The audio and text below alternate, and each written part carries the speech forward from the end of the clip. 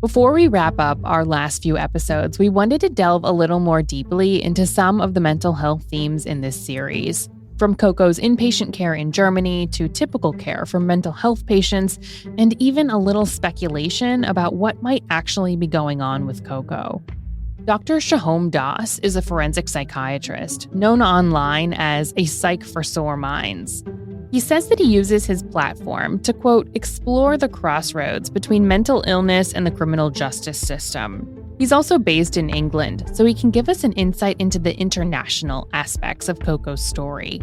But don't worry, this is still believable, the Coco Berthmann story, episode 8.5. Time to bring in an expert.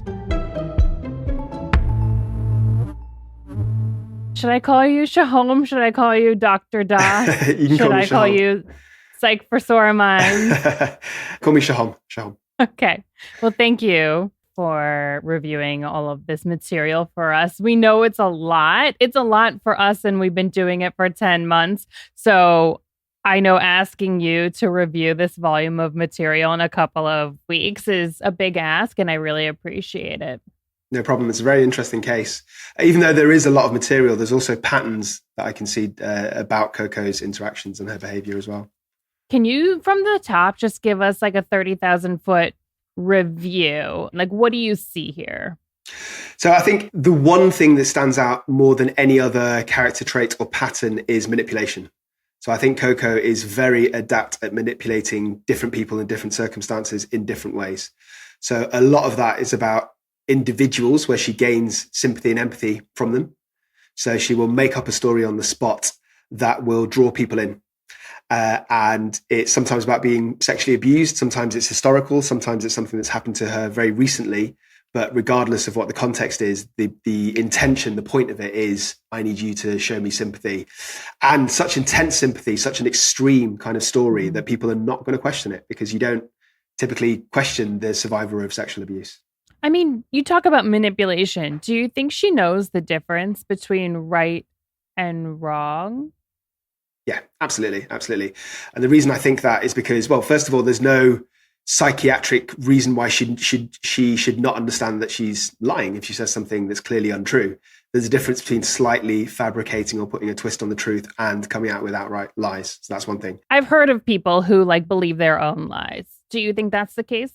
No. And the other thing is the fact that she shuts down when she's being confronted, I think is very telling. If somebody does believe their own lies, then they would continue arguing their case. But there's been several times where Coco is challenged.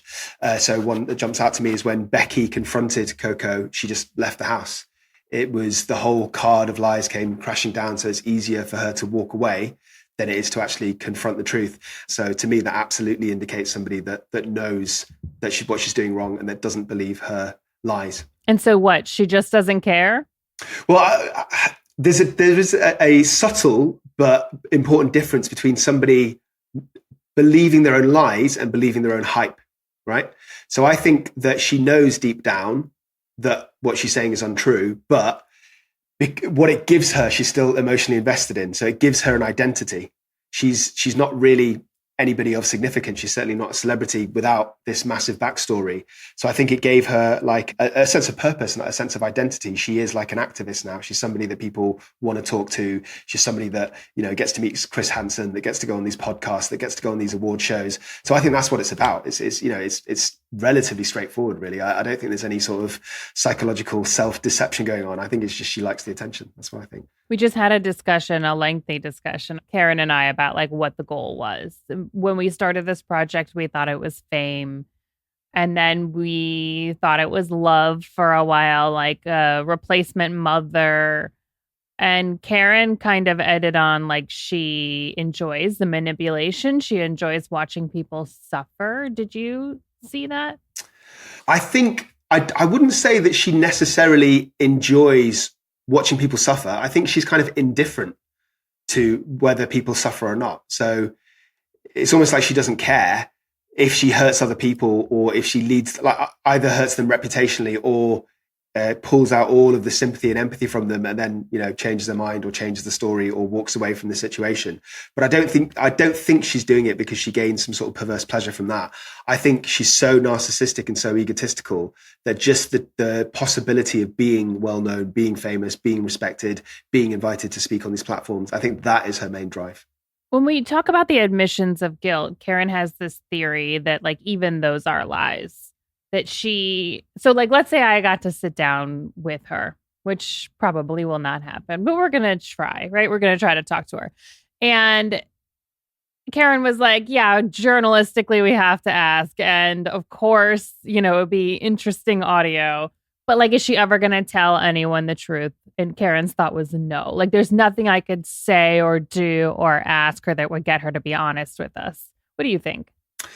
I think that because she's so kind of crafty and deceitful and manipulative, she will only ever tell the full truth if she gains something from it, if there is a benefit for her. And right now, I can't really see any benefit. If she was able to spin it, and this is potentially possible in the future, to make it look as if she is going on an arc of redemption, for example. So I've learned so much, and I admit now that I used to lie, and I've changed, and I've been introspective, and I've grown as a person, and this is why. And get me on your podcast to talk about why this is get me on Oprah, get me to see Celine Dion because I've changed as a human. If there's a reason, if there's a benefit for her telling the truth, then I think she will. But I don't think she'll do it purely out of regret or remorse, because she's had so many opportunities to do that, and she's not taken them. So why would she suddenly change her entire outlook and stance and perspective now? I don't think that would happen.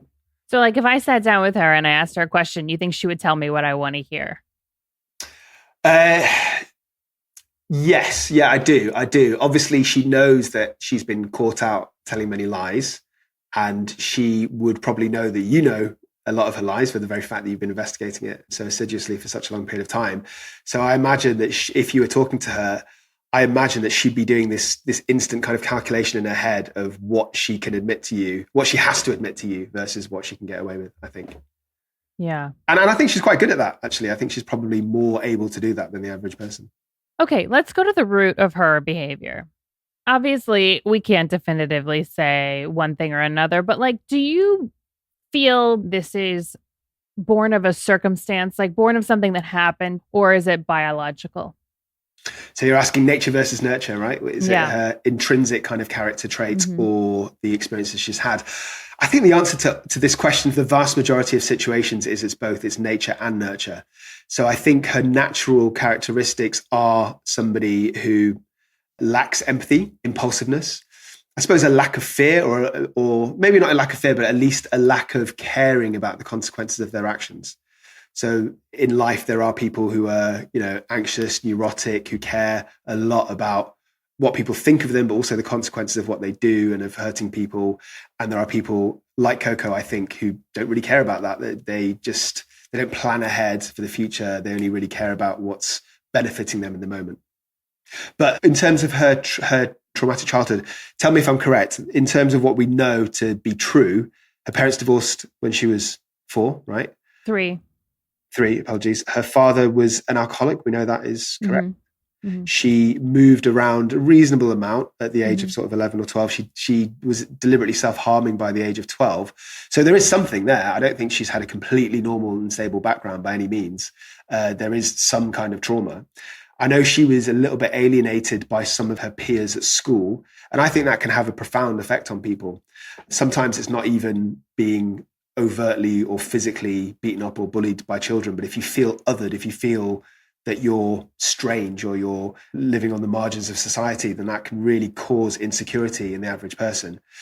But having said all that, the average person who's bullied doesn't go on to tell these, absolutely mind-blowing lies. So I think it's a combination of all of those things. It's the trauma she felt, feeling different, wanting to fit in, wanting to impress people, plus her natural character traits. I think it's a combination of all of those things. So could be caused by a trauma that is not something criminal, like being sexually abused. You think this could be rooted in a trauma that was a little of an unstable family life? The way how I'd answer that question, Sarah, is in my line of work, I've assessed, I'd say, dozens, possibly even over 100 individuals that have been sexually abused, usually when they're in their 40s and 50s and it's happened decades ago and there's been a case against the perpetrator, scouts, school, that kind of thing. And I definitely would say that Coco doesn't fit the normal, typical quote unquote profile of what I see. So what I see is people who have post-traumatic stress disorder, anxiety and depression. And aside from actual psychiatric diagnoses, they have character traits. So they're often quite promiscuous. They often struggle with boundaries. They often self-harm either physically by cutting themselves or in their behavior, like spending lots of money or being reckless. Those are really typical. I'd say of the 100-odd patients I've assessed, almost all of them would fit one of those categories. What we're seeing with Coco is different to that. This is a manipulation. So I suppose it's a long-winded answer of saying that I can't say definitively that she was never sexually abused. I don't think anybody can really say that with absolute certainty, but I can say that it's not a typical reaction for somebody that's been through those experiences. Really? That's not what I expected you to say. We have quite a bit of evidence from people who knew her that they believed they were suspicious that it was sexual trauma. I'm not saying that she didn't have sexual trauma. I'm saying that doesn't explain why she would turn into such a manipulative person and seek this kind of crave this attention. In fact, to be honest, I'd probably even go even further than that. I would probably say that most of the people that I've assessed that have been through that kind of trauma are the opposite. They have this huge self-loathing. They often blame themselves on some level, even if it's subconsciously, about the abuse they've suffered. So they shy away from attention. They're not narcissists. Coco is a narcissist. Interesting. Okay, let's talk about the kind of care that she has gotten throughout her life, which is not insignificant. I mean, she spent 6 months inpatient as an adolescent in Germany in a hospital for children who were traumatized. And then, as near as we can tell from investigating her life, there were large periods of her life where she was getting therapy. She's always seeing a therapist, but she doesn't ever seem to be getting help. So can we talk about what your assessment is about the quality of her care? Sure. I had a look at the inpatient notes that you sent me. I've got them in front of me here.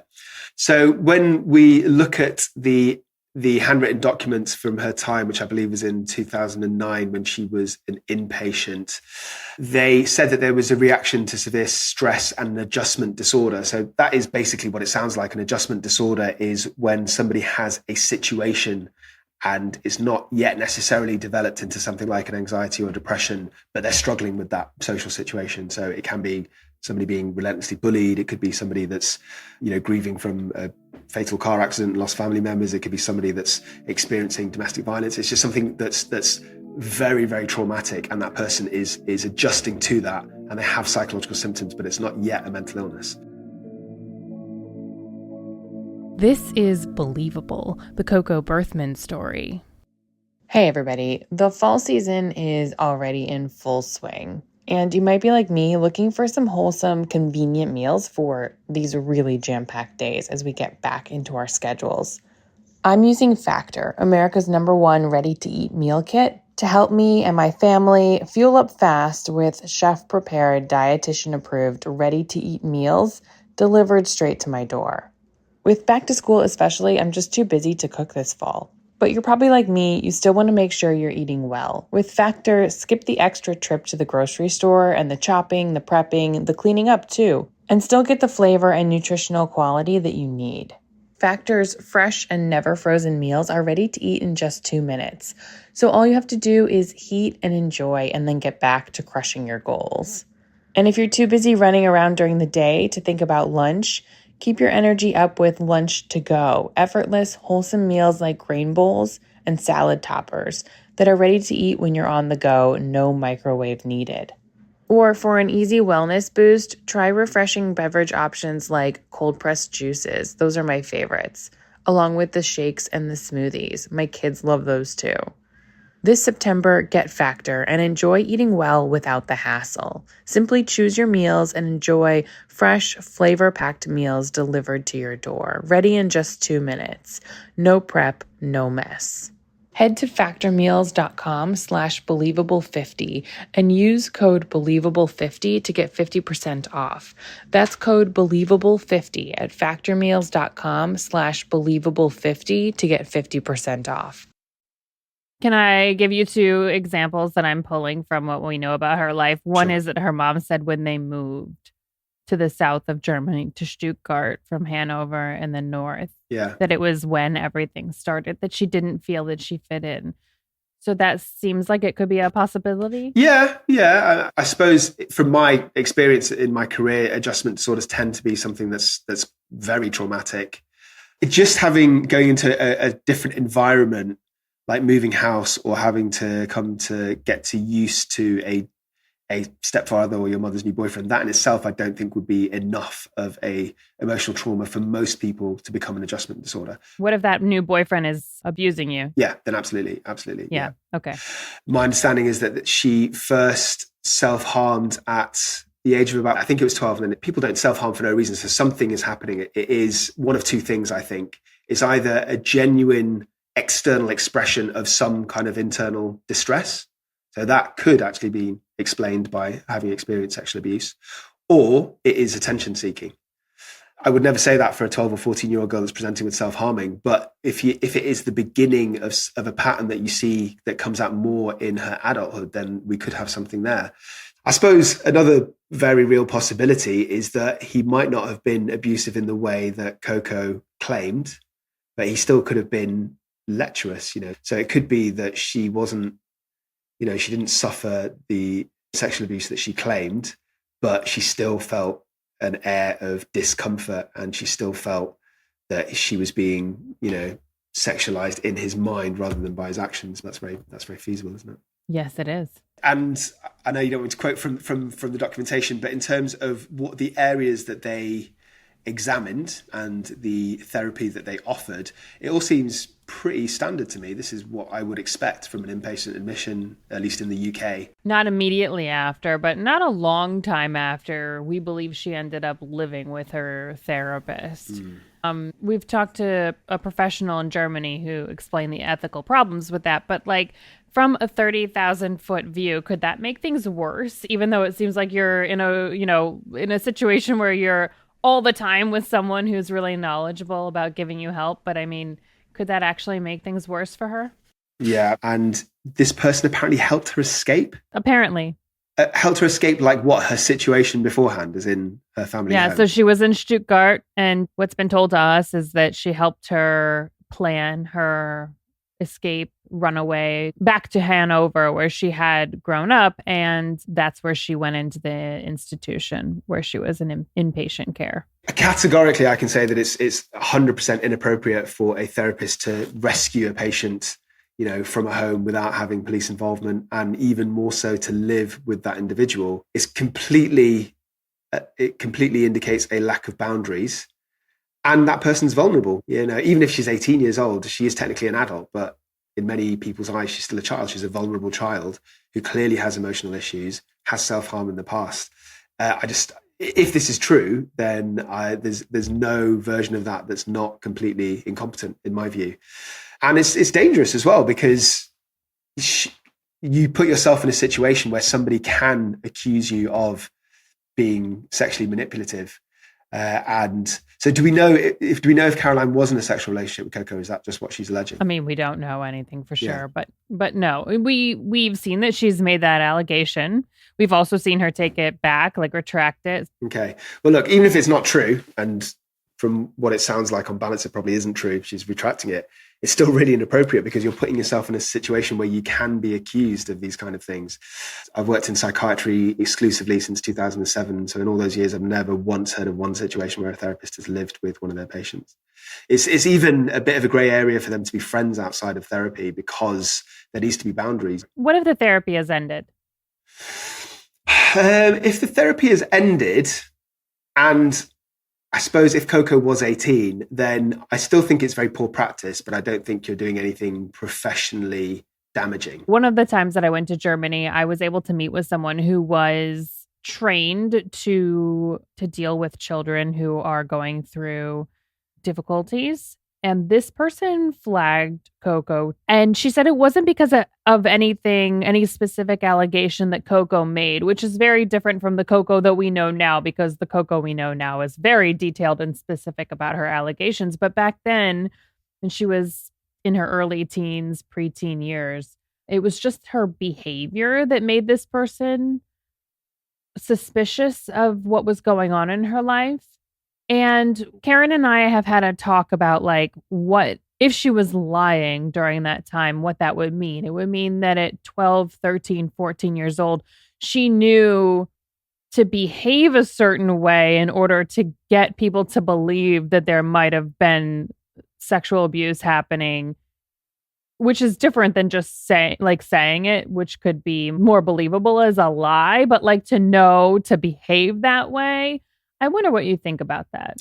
Do you mind giving me a couple of examples of what she was doing or how she was behaving that made them? So this person said that whenever her care was going to end, you know, an inability to get the extra care with this person, that she would start freaking out. You know, it was like clockwork. At the end of the week, Coco would have some sort of crisis. Okay. So I've got a couple of quite strong ideas of Coco's potential diagnosis in my mind, but what you're saying really very, very clearly fits into one of my diagnoses. So a fear of abandonment is one of the many features, and is quite a unique feature, as in lots of mental illnesses or personality disorders overlap, right? But fear of abandonment is almost diagnostic for one particular personality disorder, which is borderline or emotionally unstable personality disorder. I'm sure you've heard the term. And there's quite a few things about Coco's background that makes me think that she is potentially got borderline personality disorder. Obviously, I've not had the benefit of assessing her in person, but you can still tell at some of her behaviors. So that's one of them, a fear of abandonment. Unstable relationships. So they tend to be intensely close to some people until you have a big blowout, and then you kind of cut that person off from your life, or vice versa. But you just have explosive, kind of tumultuous relationships. There's never a dull time or a dull interaction. It's always intense. That absolutely sums up Coco, I think. You have a unstable identity. So you kind of change who you are or what you're about. So for Coco, she was like this intense activist when it suited her. She was like this passionate Mormon at some point in her life when it suited her. Then she was a celebrity singer who was going to, you know, sing with Celine Dion and be a celebrity at some point in her life. So that very much fits into this pattern. They tend to have splitting or idealization. So everyone's either a hero or a villain in their story. Nobody's somewhere in between. And the kind of countertransference to that. So the impact that has on other people is exactly the same. So other people either think that a person with borderline is like amazing and needs to be believed and needs support and needs help and has like a fascinating story to tell, or the opposite, or they're a fraudster. So I think you'll probably know more about this than I did in the research that you do, but I suspect that Coco probably is loved by some people and hated by some people, but very few don't have an opinion on her. We've heard of these people that still believe her and still love her. I don't think we've talked to any of them. All of the people that we've talked to are in some degree of critical of her. I wanted to ask you this now that we're sort of talking about diagnoses. You know, some psychological terms have become very commonly used when they probably shouldn't be. So we've had a lot of people say things like, she's a pathological liar, or she's a psychopath. We have one person say, you know, she's just like Ted Bundy, to which I was like, well, she didn't kill anybody. What do you make of statements like that?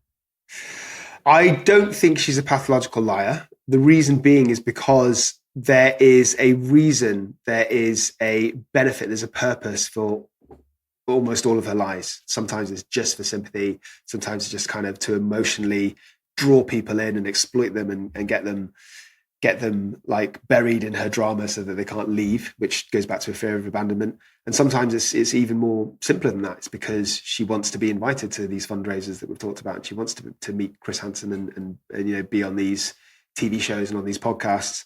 So there's a reason, there's a target for her lies. Somebody who's a pathological liar by definition doesn't have a reason. It's the act of lying. And somebody with pathological lying generally continues or might continue to do it to that same person after they've been caught. Whereas Coco, she is telling the same lies after she's been caught, but she's doing it to a new set of marks, of targets. So she moves on. So a pathological liar doesn't need to move on because they're kind of almost indifferent to whether the lies work or not, a pathological liar. Whereas I think Coco is just a liar. I don't think it's a psychiatric diagnosis. I think she just tells lies. She's just deceitful. And so she cares about whether the lies work or not. What about the psychopath? I think she's definitely got some of the characteristics of a psychopath. People assume that psychopaths are just people that commit unspeakable violence. Actually, that's not the case. Psychopath is charming, conning, manipulative, deceitful. They lack empathy. They don't care about the rights and wrongs of other people, and they'll do pretty much anything, including breaking the law, or not even breaking the law. There's lots of CEOs, lots of people in the corporate world who are good psychopaths because they will stab other people in their backs. They will tell lies so that they get the promotion. So Coco, as I'm sure you'll agree, is pretty much all of those things. I do think there's some features of a typical psychopath that either she's not or that I don't know about. So they tend to be quite criminally versatile. So they're usually sort of con artists and sex offenders and, burglars and violent individuals. And as far as I can tell, Coco's only really got one modus operandi, which is basically lying, isn't it? And also they tend to be sexually promiscuous. And as far as I'm aware, that doesn't really describe Coco, does it? No. So that would be an argument against Coco being a psychopath, would be the fact that she wasn't, as far as we know, sexually promiscuous. Do you think she is a psychopath? It's really, I'm reluctant to give a definitive answer simply because I don't know enough about all her different areas. But if you really push me into a corner and if I had to make a black and white yes or no call, I'd say yes. I think on balance, she's more likely to be a psychopath than not. Yeah. But not a typical one. But she doesn't have all the traits of them. Okay, let's talk about her mother, Renata. What do you make of their relationship, Coco's relationship with her mother? I know we shared a lot of their text exchanges. Well, I suppose that it's really hard to kind of put a finger on what's going on with their relationship. It does feel like there's something quite inexplicable about the way she treats her mother. So she, on the one hand, she tries to leave her and get away from her as young as possible. She tells all these stories about her mother was a sex trafficker. But on the other hand, there's photos of them together in an airport. So it's quite hard for me to really get my head around that. What is her mother to her? Is she somebody that she wants to manipulate and use when she can? Or is she somebody that she actually cares about, but it's more important to get her narrative of being a victim out? And the impact that it might have on her mother and her mother's reputation is irrelevant. It's got to be one of those things, I think. Do you have a hunch? Like, are you leaning towards something? Yeah. What do you think, first of all? I felt different ways about that relationship during the 10 months. At times I felt kind of like I was being manipulated by Renata. She would be moody, she would have unexpected reactions to some of my questions and be super, super happy to chat and then go to really angry that I asked her something super basic. And I'm sensitive to the fact, I think I'm empathetic to Coco that was her mother. And there is a power imbalance to me. Yeah. I can't say this definitively because to really know the answer, you have to ask Coco herself. But I think it's fairly likely that she blames her mother for a lot of her unhappiness from when she was a child, right? From having to leave her father. Perhaps she kind of projects her hatred of her alcoholic father onto her mother, the fact that she had to move around so much when she was young.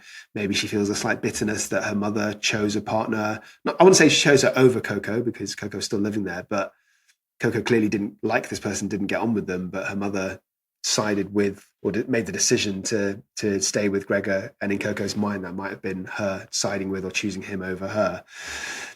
So I suppose if you take all of that into account, you can get a picture of somebody who is getting these character traits that eventually become borderline personality disorder, where they form kind of explosive, inconsistent relationships, hot and cold, lots of arguments with her mom on some days, probably gets on with her quite well on other days when they're a child. And then I think the very fact that she wanted to separate herself from her mother at such a young age shows that she doesn't really care about that relationship. She doesn't have a lot of emotional investment in it. I think it's very typical for the average 16-year-old to have arguments with their mothers. I'm sure most people went through that, most teenagers do, but it's not very typical to want to leave them at that young age. So there must have been a pretty big rift in there somewhere. So I suppose taking all of that into context, plus you've got somebody who's a bit of a fantasist, who's a bit narcissist, Coco this is, plus who's impulsive, plus who tends to lie, then she just sees her mother as a potential victim that she can make lies up about. Probably on balance, they'll never get back to her.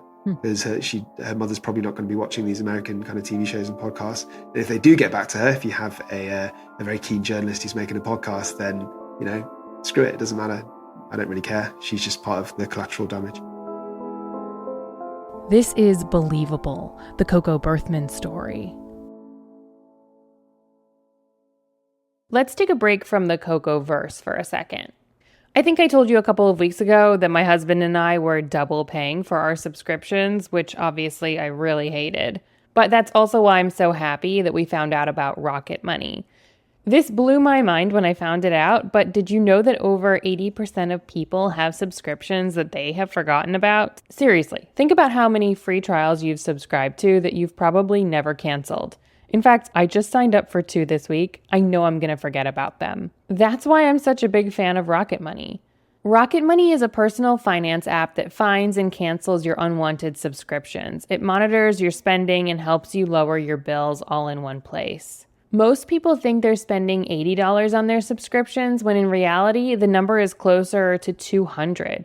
When you're signed up for so many things like streaming services you've used to watch one show or free trials for delivery you don't use, it's easy to lose track of what you're paying for. With Rocket Money, you can easily cancel the ones you don't want with just the press of a button. No more long hold times or annoying emails with customer service.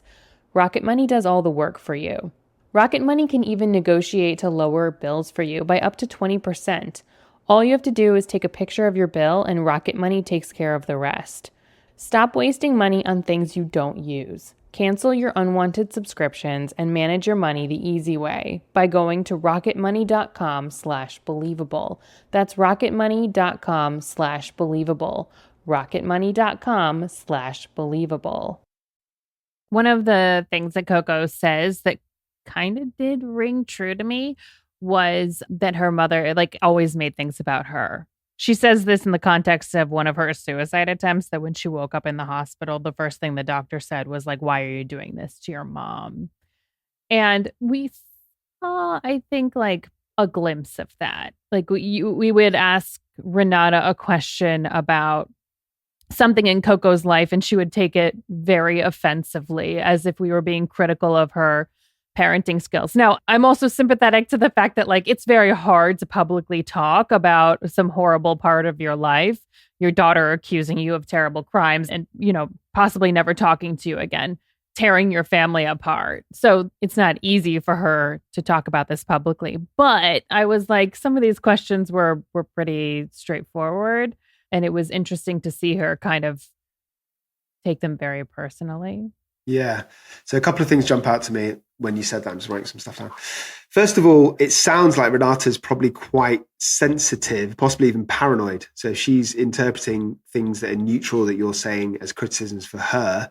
Then again, that kind of ties into everything that we were talking about before, mood swings, hot and cold. If she was like that when Coco was a child, which I imagine she was, then maybe Coco struggled to talk to her mother at times. Maybe Coco came back from school and wanted some support because she's had a hard day, and her mother might be helpful and loving and caring on some days and might just blow a lid for no reason on another day. That's one thing that jumped out to me. So that kind of might tie into why there's such this fractured relationship. The other thing is when you say it's all about her, that 100% describes Coco as well, doesn't it? Something that really came to mind, there's so many examples, but one that really came to mind when you said that was she had this friend called Sarah, right? And they were friends at 16, although Coco is probably older. And they went to a party and Sarah's friends were at the party, and Coco seemed actually pretty jealous of the fact that Sarah was off talking to somebody else. So she leaves the party. She says somebody spiked a drink. She went to hospital, and this person, Sarah, had to rescue her.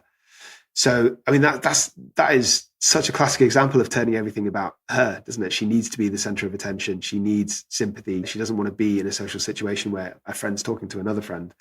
So I think it's very clear that some people kind of copy they model the behavior that their parents display.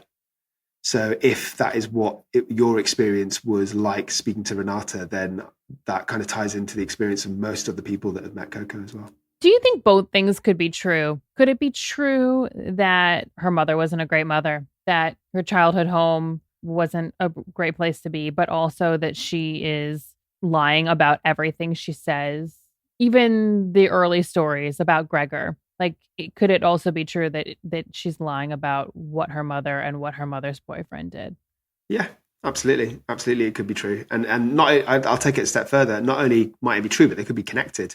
So the fact that she feels so disgruntled, that she feels unsupported, uncared for in her earlier years, she didn't feel like her mother was there, could be one of the reasons that she has like this spite. It might even be subconscious to a degree, this spite against her mother, and that's why she was one of the targets of her lies. One of the things I thought was interesting about the text messages, as Kerstin, our German translator and reporter, related them back to us, is that Renata actually did seem to be giving Coco a lot of attention, at least later on, like in their adult interactions. What do you make of that? So you remember I was going through the characteristics of borderline personality disorder earlier. Yes. I never got to finish, actually. There's a couple more that I didn't get to, which were deliberate self-harm is really common in borderline personality disorder. Drug use, actually, which I don't think we've seen in Coco. And although it's not technically a feature, and you won't see it in your textbooks, one thing from my clinical experience is this like emotional exhaustion that they cause people. They're exhausting in terms of time and emotion. And I think if I'm correct, Renata actually said this, that she took up more time than her other siblings did. Oh, yeah. She said that. Yeah, for sure. And somebody else, was it a cousin? She was living with a cousin, and a cousin just couldn't deal with the amount of time that she was taking. Most people whose homes she lived in said they could not deal with the amount of energy she required. So energy, time, and emotion. And again, that's very typical for this diagnosis. Borderline personality disorder. Okay. Yeah. Some people want to know what more they could have done to protect themselves, to maybe help someone like Coco, but also not end up feeling like victims themselves. Or some people want to just know like how to prevent themselves from falling for lies like this. Is there anything more that people like this could have done? I don't think so, because these were all people who tried to engage with Coco because of their own altruism, because they cared about her story, and they all did it for the right reasons. They did it because they thought that she'd been through a lot of trauma and she'd suffered. So I don't think most people, myself included, would question this. In the interactions that she's had that I've looked at, I don't know if you could have spotted that she was a liar at the beginning, at least, because why would somebody lie about this? And that's what makes her such a fascinating and unusual case. And that's why you're making a podcast about her, because you wouldn't expect somebody in this position to do those things. Yeah, I suppose you could argue that as her lies got a bit more twisted and convoluted, some of the people could have maybe made that connection a bit earlier. And maybe that's connected to them being nice people, that they're slightly naive. This might be a harsh thing to say, but I think it's probably true. If you're the kind of person that will help a complete stranger, then you might not be the kind of person that sees the wood through the trees. And if the lies start becoming a bit too bizarre, some of it was clearly unfeasible. So I suppose, to answer your question, the only thing they could have done, not all, some of them could have done, is maybe spotted the BS a little bit earlier, I guess.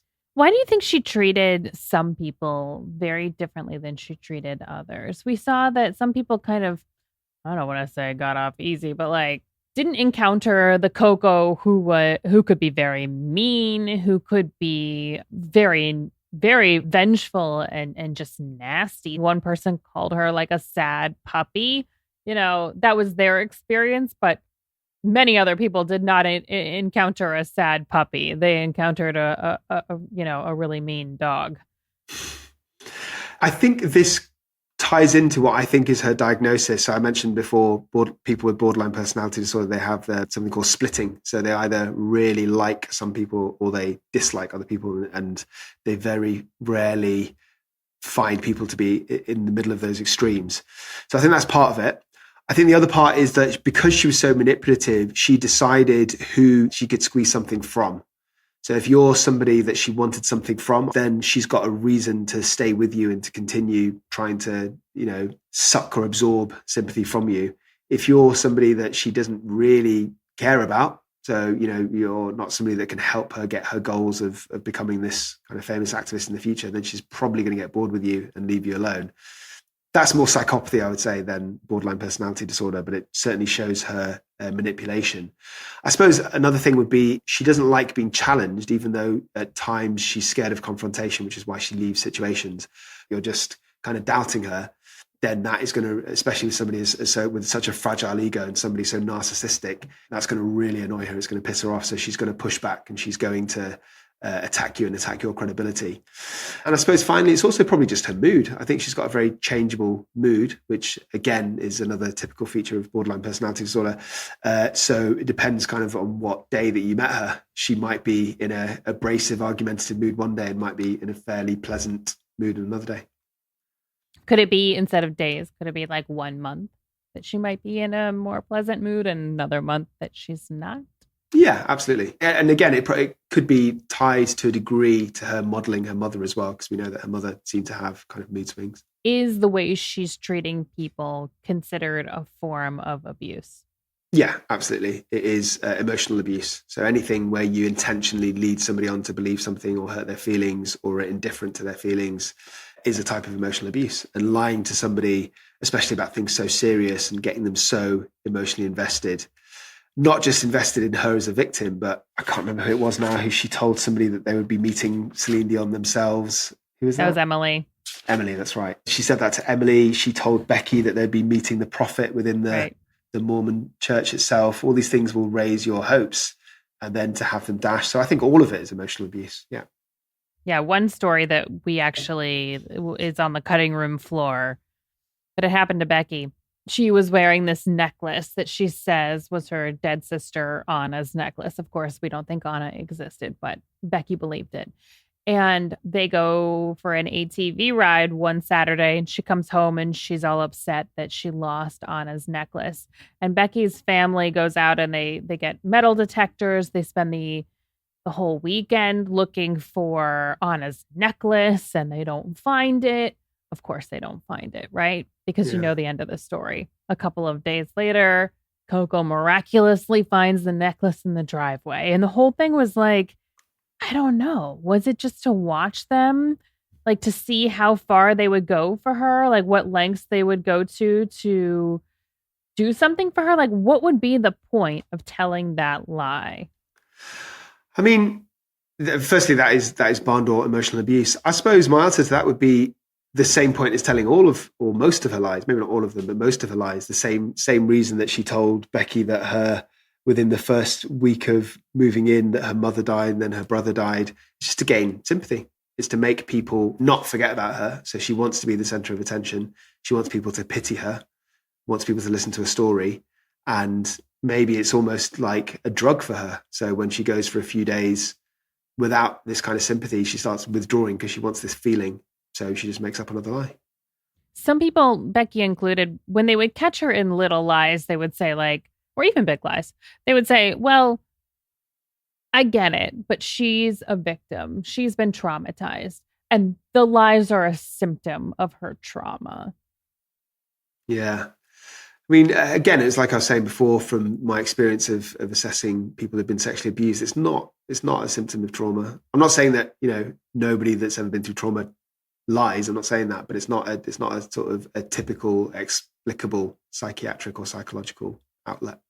If she hadn't done some of these little things, she would still be Coco Berthmann, advocate for sexual abuse survivors, if she hadn't always been trying to take it to another level. And we were just talking the other day about like a potential situation where, oh my God, this could have been a time where she really was harmed, but we'll never know because she made it's so difficult to figure out. And that's like, for me, that's on her. Yeah. Here we are, Karen and I, trying very desperately to figure out what's true and what's not. And she's making it impossible. Yeah. Yeah, I agree with that. And I think another thing is the fact that I think the reason it kept escalating is because she was actually quite ambitious, like as whatever she was, as a personality, as an advocate, she wanted to be bigger and more famous than she already was. So I think the answer to your question is why didn't she just keep to the basic lies and remain Coco the activist, is because in her head, she wanted to be more than that. She wanted to be a bigger celebrity. And the only way she knew how to do that was to tell bigger lies.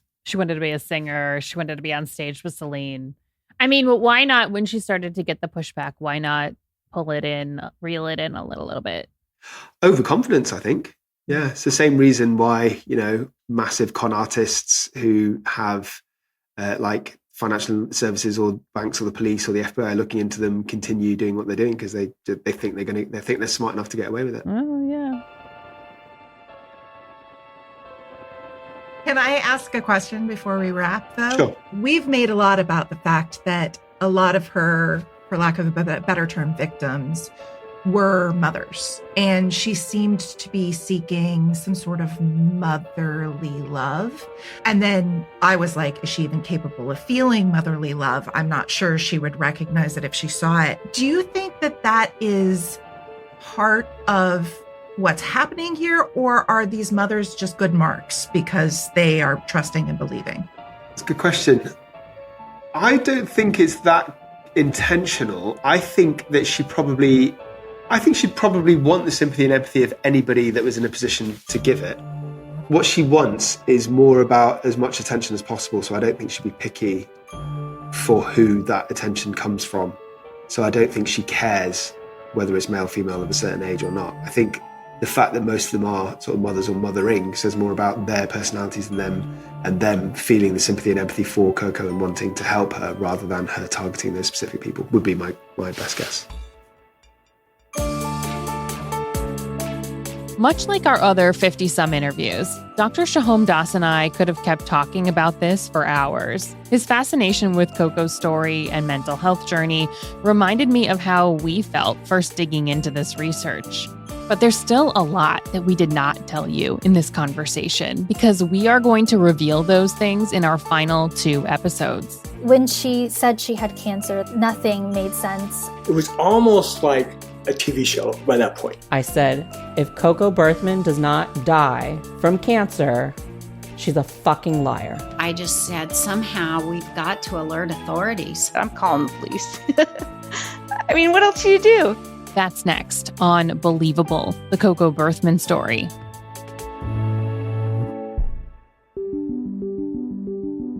Believable, the Coco Berthmann story is a Dear Media original series. It's reported and written by me, Sarah Ganem, and our showrunner, Karen Given. Additional reporting was done by journalists Kerstin Silm in Los Angeles and Katarina Felke in Berlin. The managing producer is Rosalie Atkinson on behalf of Dear Media. Technical production is by Amanda Vandekar.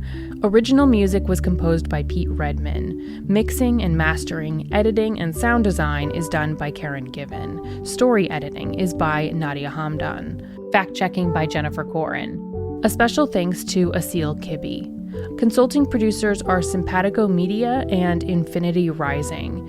Executive producers are Jocelyn Falk and Paige Port for Dear Media. And finally, we know this podcast hits on a lot of difficult topics. If you or someone you know is struggling, see our show notes for a list of resources.